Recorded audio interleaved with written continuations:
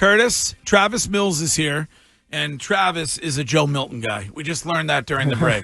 I love it. Joe Milton guy. Well, I didn't say I was okay. I'm just saying he's got a powerful arm. I'm not sure what Josh Dobbs has ever done. You know, is he the backup? Yeah. No offense to Josh Dobbs. I love his commercials. You know, when they call the backup in. Yeah. But, you know, like that's great. But like Joe Milton's got something. I felt like the Joe Milton and the Drake May really felt like the RG3 and the Kirk Cousins. Like you had two young guys that were very talented. But again, I'm not making the call, so I think it's gonna be great either way. I don't know if Vrabel beat me up or nothing. No. Vrabel won't. I think it's just you get what I do jiu-jitsu. I mean, I could take him. Good. No, you'd be fine. Jiu-jitsu takes down a lot of Patriots players. Vrabel's old like me, so don't worry. But he probably doesn't have much left in the tank. But I think with Joe Milton, you get what you can for him. I mean, I get your point. You leave him around if you wanted the backup, but get what you can for him, and you kind of it's all on Drake May's shoulder, that arm of his, and what he could do. And you ride him out, and hopefully he's your franchise guy for the next 10 or 12 years. We hope so. Yep. Yeah, we hope so. Yeah. We have been talking a little bit about your foundation. When did you launch the Travis Mills Foundation? Well, so okay, I was injured in Afghanistan in 2012, and I'm coming up my actually 13-year mark on the 10th of this month. And I was injured. I lost arms and legs, you know, both of them. So I'm quadruple amputee. And when I was at my recovery point in Walter Reed, I had to come to the conclusion that I couldn't serve my country anymore, which was the greatest job I ever had. And I had to. Thank you. Yeah, No, Thank you. Thanks for letting me do it. Honored to do it. But unfortunately, I had to figure out what my life was going to be after injury. And you sit in a hospital bed when I first got injured thinking, why didn't I just die? Like, how is this better for anybody? You know, and my wife is there, and my 6-month-old daughter's there, and I tell my wife she should leave me, but she stays. So then slowly but surely, I'm making my way through a 19-month recovery. And somewhere along that way, my wife and I decided we wanted to give back. And we wanted to start a nonprofit because we were showing so much love and support. So we started the Travis Mills Foundation with $5,000 donation from us just to give care packages overseas. And then at Walter Reed, when I regained my strength, I was able to go downhill mountain biking and snowboarding and skiing. And remind you, I have, you know, for the listeners out there, I have my right arm's at my bicep level. It's gone. My left arm, mid forearm, and my hand's gone. So, and my legs are both what they call above knee amputations. But I was able to go kayaking and downhill mountain biking and canoeing and horseback riding, all these things. And I was like, oh my gosh, like this is so amazing. I got to experience these highs and this adrenaline rush and this like, wow, my life's not over. I can still do things actively. Like I was a very active sports player. I had a very illustrious high school career where I peaked. And then I went to college, you know, and I played this new position called the sideline. I was really good at it apparently because I was there all season. But anyway, you know, I wanted to be able to do something, and I didn't think I could throw a softball or teach my daughter how to play soccer and things, but I could still do these action sports. And then the idea was like, let's just bring some families to Maine, where I'm moving to. My wife is from Maine originally, and when I was like, hey, we should go to Michigan, where I'm from, she said no. I said it one more time. She put me in the closet, but she took my arms and legs away first. So until I agreed to move to Maine. Yeah, but it's God's country. Yeah, so we moved to Maine. It had a lot of the same terrain features as the places I went in the hospital. And we decided that we were going to bring families out and show them that life is possible after injuries. And it was going to be a real simple idea. We rented a camp, you know, up there on a lake for the first year. It went so well that we rented the camp for the next year and in 2 weeks. And once the proof of concept was done, we decided we were going to buy a facility, which we found Elizabeth Arden. She was a cosmetic pioneer, one of the richest people in the world back in the day. She built this estate that we bought in 1929. It was in really bad disrepair, but we worked on it for 2 years without having any idea what we're doing, without having really any money. Just you know, I'm a motivational keynote speaker for corporate conferences, and I would go and speak, and I would talk about this project. So they paid me my fee, but they also would donate, which is cool. And then we were able to open the doors after $3 million of renovations in 2017 to the Travis Mills Foundation Veterans Retreat. And now we bring up 8 families per week. And we have 25 to 30 program weeks for veterans and their families that have been through physical injuries due to service. So paralyzation, amputation, you know, something that was physically has messed them up. And we've, you know, put people in wheelchairs through high-rise ropes courses. We have, you know, kids say that it's better than Disney World, and they get to see other parents that are like their parents. And then we also have like spouses that are like, I've never seen, you know, my husband, in this case, a wife was like, I haven't seen my husband act like the guy I married since before, you know, his deployment. And him coming to the foundation opened his eyes that life's not over. So not only is it beneficial for the wounded warrior, but for the family, or maybe even it's all about the family. Like for me, everything I do is based off of like my wife is one of my best friends. I say one of because I don't want to upset my buddy TJ, but no, my wife and me have been through it. 17 years of marriage. This June we hit. Wow. And she's lucky to have me. I tell her every day, and basically my social media following is so big that if she leaves me, she knows that I'll wreck her. So she's obligated. she can't go anywhere. But no, I do ramble, guys. But here's the thing. So it's all good, brother. It's all about the family, right? My daughter was 6 months old and I got blown up. Learned how to walk with my daughter. And we were able to go and do a lot of cool things. So we base it around the families because that's who's hit the most. So we have our estate holds 8 families per week. And then we also have a really great partnership with a post-traumatic stress program called Warrior Path. And it's one of the best in the nation. There's also Home Base is a really good one here. But Warrior Path, there's 11 or 12 locations now. We became one of the locations. And it's for first responders and veterans. And it's all about understanding that you can have post-traumatic growth. And that we all, are going to have struggles, but we can learn how to struggle well. And I'm very proud to say that's one of the best that I've ever seen, non-clinical, train-the-trainer style. Everybody that teaches the course has been through the course, whether they're first responder or veteran.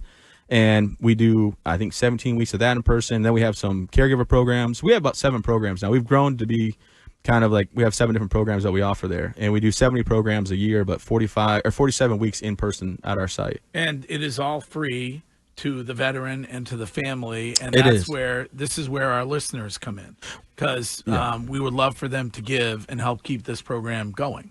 No, and I appreciate that. So I was very fortunate to live through my injuries. I'm one of 5 surviving quadruple amputees, and it's not something that you see normally. But during my recovery process, when I realized I could still be active, I had to figure out what I was going to do. My new purpose and direction was to give back, but my daughter was my biggest driving force on why I got better. Now, I'm fortunate. I have a son. He's 7. My wife and I, she says we're done having kids now. I believe her. But we're so fortunate to live in a country that takes care of me, that gives me the chance to have prosthetics. Like I drove here this morning from Maine, 3 hours, and I went by a cop in New Hampshire going about, I think, 18 over. And my guy that's with me, Ian, my video gentleman that's here, he's like, hey, there's a cop there. And I was like, oh, yeah, man, I better slide over, geez. And he's like, were you nervous? I'm like, no, they usually let me go. So I don't really, because I like my foot got stuck. I got no arms and legs. Right. Yeah, you got it's a whole thing. I guess, basically. But, we get to do this. And watching families come and their whole demeanor change and understand that we're here for them means the world to me. Like I was very fortunate to have my house be one of those smart homes from Tunnel Towers and Gary Sinise Foundation. And I thought those guys are doing such amazing work. And Caring Charitable Foundation, they're all working together. And I was like, how can I take those veterans and show them that they can still be active? And it's one of the greatest things. Like, I believe it or not, with no arms and legs, like I'm very like I'm an assistant coach for my daughter's soccer team. Right, we're her rec team. We believe it. Yeah, you can. It seems like you can. I just love young kids. It's my favorite thing to pick on little kids. You know what I mean? And it's just like it makes me feel powerful. How long did it take you after getting to Walter Reed because the mental courage that you show is incredible. Did it take you long to flip on that? Well, honestly, it didn't. And I know that sounds kind of crazy because at one point I would close my eyes and wish and pray this never happened and think, how do I wake up in my bed back in Afghanistan? Then I realized that was never going to happen. And then instead of dwelling on what happened to me, I was just like, I just need to reminisce what I had for 25 years. I woke up, so I hit the 10th. They medically sedated me on the operating table because I was awake the whole time on the battlefield. Like I had to call my lieutenant to have his medic come over and help my medic who was helping me because I had 2 guys that were hurt. And they got me in a helicopter, and I talked to the flight crew, and then they got me to the hospital, and then they took me into surgery and had knocked me out. Because I kept trying to sit up, and I was like, leave me alone, And they worked on me for 14 hours, and then 9 doctors and 7 nurses decided that my life mattered enough where instead of loosening up a tourniquet, they gave me blood from their veins because the blood bank ran out of A positive universal blood that day. Wow. They gave it to you from their veins right there. Yep, as they were working on me. They had people run to the doors of the hospital. So there was 14 hours of that surgery, and I became a triple amputee that day. 2 days later, I was a quadruple amputee, because they had to cut my left hand off. And 2 days after that, on my 25th birthday, they woke me up for the first time in Germany. And I had to find out what happened. And then 3 days after that, I saw my wife. When I saw my wife the first time, I wasn't like what you'd see in the movie theater, like where it like runs up, I'll love you forever. No, actually, there's doctors and nurses surrounding me because my right leg ripped open, and they had to cut 2 inches off my right leg. And they're like, you need to sign this to my wife. And she almost passed out because she was 20. Oh, I was 25. She was 23. 6-month-old on her hip, and getting told they had to cut my leg even higher. And I was 6'3", 250 pounds when I went overseas. Like I worked out all the time, and like now I have no legs, no arms, and they're saying to my wife they have to cut it even higher. So on the 18th when she came in, I told her she probably should just take what we have and go.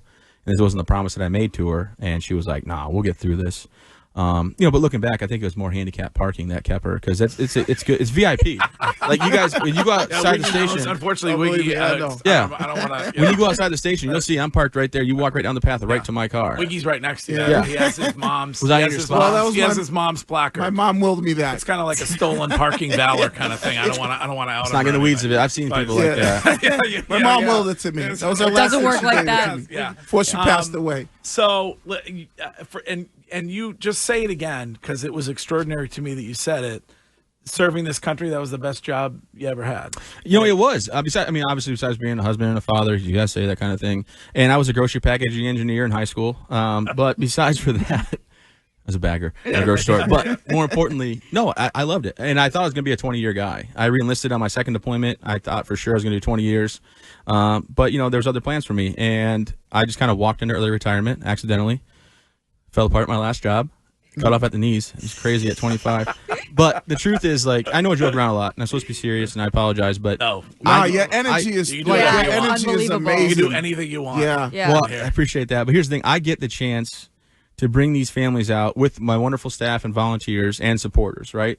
And here's the thing. So I'm a keynote speaker. I own a restaurant and a marina. When I say own it, I mean the bank owns it. I pay more than it's worth. It's called interest. It's a whole thing to say that it's mine. But the foundation has never paid me. I've never taken $1 from the foundation. I've never once taken a bonus or anything like that, because I'm not here to make money off this. I'm here because we get to give back, and we get to show these veterans that after they've given so much, sacrificed so much, and their families have sacrificed so much, that we are here for them and that we care about them. And we want to show them that there's life after injury. And to watch these families come in, and maybe they never kayaked after their injury or went bike riding or did a high-rise ropes course, and they get the chance to do that and build their confidence. But also the kids are right next to them, the spouses are right next to them.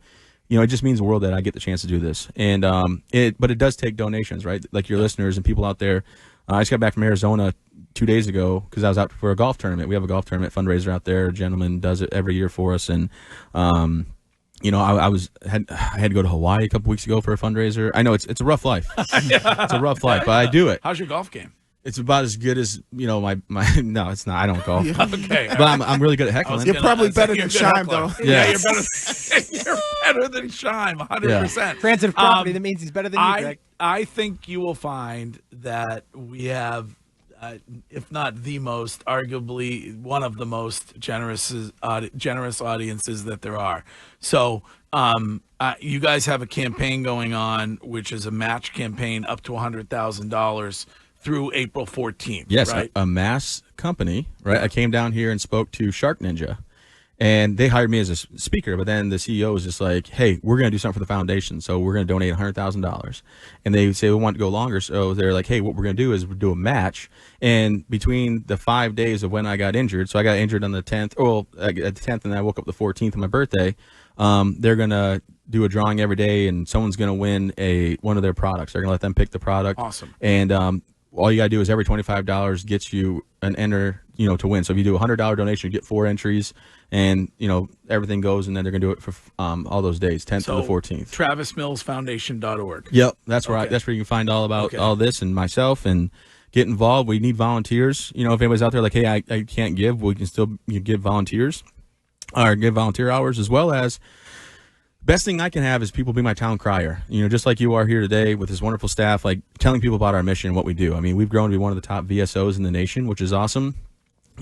We stretch every dollar, but it's just the best thing that we get to show these veterans and their families that life goes on, and we're going to be here for them. And I'm thankful to do the work. My wife and I are very blessed to still be here and live every day to the fullest. And I got cool tricks, and I got the camera going. That doesn't even hurt. You think it would, but it don't. Well, we could talk to you all day. Yeah, so you got to come back. Your energy is contagious, yeah. Brian. So I love it. unbelievable. And what you have done for this country is incredible. I'm a big scaredy cat. I think Wiggy played in the NFL, but he's still kind of a scaredy cat. Closest I get to is Call of Duty. That's it. No, I get it. As close as I get to it. Well, here's what happened to me. I went into the recruiting station, and then they were like, hey, what do you want to do? I'm like, hey, heavy equipment operator, heard you got a good program for that, or electrician. Then they showed me this airborne infantry video, and I was like, I got to do that. They gave me $24,000 signing bonus. I no idea where that money's at. But ended up really enjoying it. It was an honor to be able to serve my country, and I'm not bitter about what happened. Like, you can't play with fire. Sometimes you're going to get burned, you know. But at the same time, where I'm at in life now, with living in a nation that takes care of me and giving back, to the veterans and their families and showing people there's life after injury, and now first responders, it's an amazing thing that I get to do. We're proud to be a part of it. Thank you for the that. No Travis doubt. Mills Foundation. Go to travismillsfoundation.org and give what you can. And we'll talk to you again soon. Absolutely. I would also say I got a pretty cool Instagram. If you follow me at SSG Travis Mills, I got a lot of funny videos. Like one, I went to the gas station. It cost an arm and a leg, so I took my right arm and leg flag off. You guys will get a kick out of it. Okay, all right. Yeah. We'll go check it out. Follow it right now. All right.